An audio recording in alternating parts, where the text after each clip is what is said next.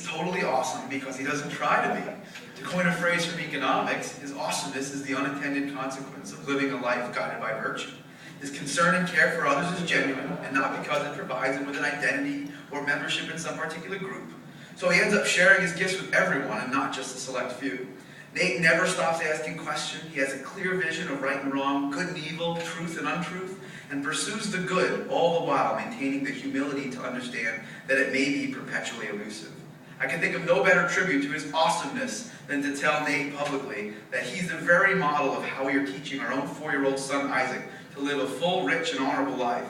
Like all of us here, he may not continue in life with the pleasure of watching Nate on the court or tutoring young people, but he will live surrounded by the spirit and legacy that Nate has left with all of us here at Rochester, something which only truly great individuals have the capacity to do.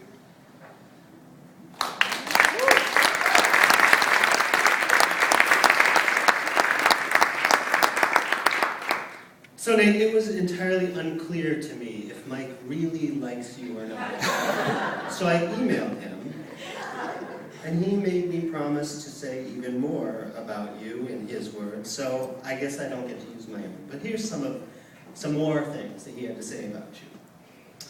He said, he'll make me a Democrat without ever once proselytizing about politics. He'll make me a better Catholic without ever once proselytizing about religion. He'll make me a better teacher without ever once proselytizing about pedagogy. He'll make you a humbler person without ever once proselytizing about meekness. He will make you a harder worker without ever once making you feel guilty for slacking.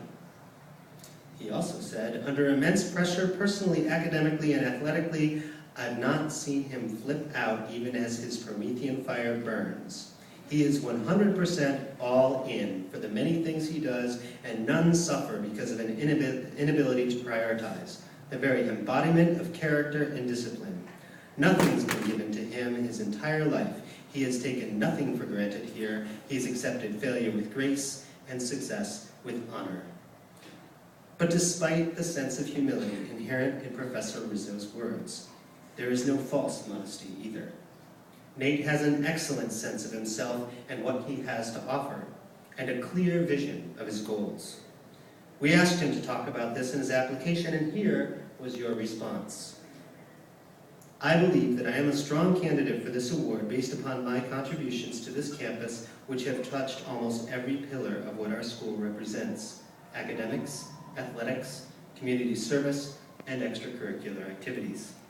I have demonstrated a strong commitment to bettering our campus community by helping create different groups or students, consistently push myself and my fellow peers intellectually, persistently serve the youth of our community, and exhibited leadership in all aspects of my life.